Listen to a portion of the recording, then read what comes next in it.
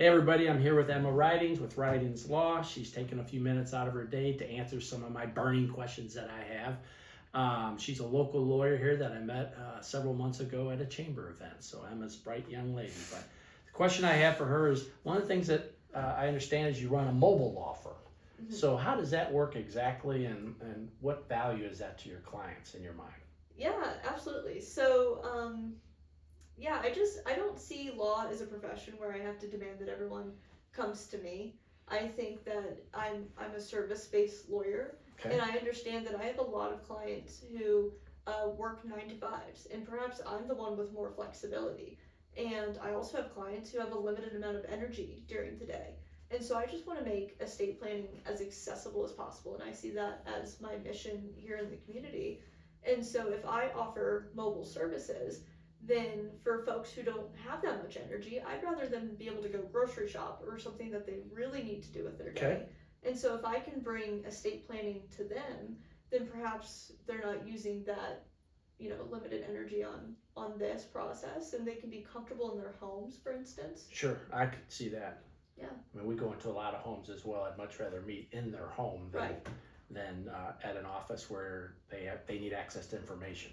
For sure. And sometimes when we're in their home, if they need to run and grab a deed, Right. then they can That's go grab a deed or the title to their vehicles or those types of things. Or we can, look around their home and they can ask me questions about things that are physically present for the conversation. So in general, it works out pretty good. It does. It works great. All right, cool.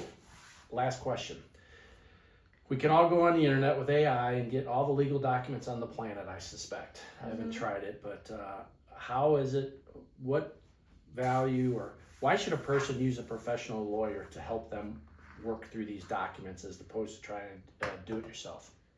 Well, I'll answer that with a story. I am serving a client as we speak who decided to download a trust template back in 2019 or so, and he just decided that he was going to have some fun on a Saturday. I think he was just drafting provision 4.2 all by himself. And, okay.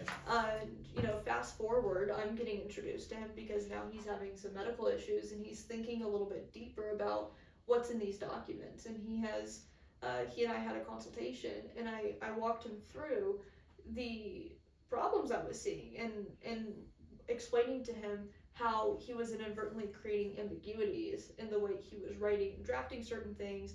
There were definitions that were not clear, and all of these things would have raised serious concerns, and there were a lot of considerations I had that were not addressed in these documents, and things that I know about provisions we can put in here that are going to make people's lives easier. So in reality, he thought he had a legal document that represented his best interest, but if push came to shove, we would have found out that he wasn't covered. For sure. And I think in this particular instance, I think his kids were already concerned that the kids are going to fight over the estate. And that was especially a situation where we didn't want ambiguity. Right. But you don't want to count on goodwill among beneficiaries. Yeah, no, health creates enough stress in our lives as it is. So, okay. Well, listen, Emma, thank you very much for being here today. And I'll make sure I put something on our notes as far as how to reach you. But if anyone has any questions, give her a call. She'd be happy to help you. Thanks everybody.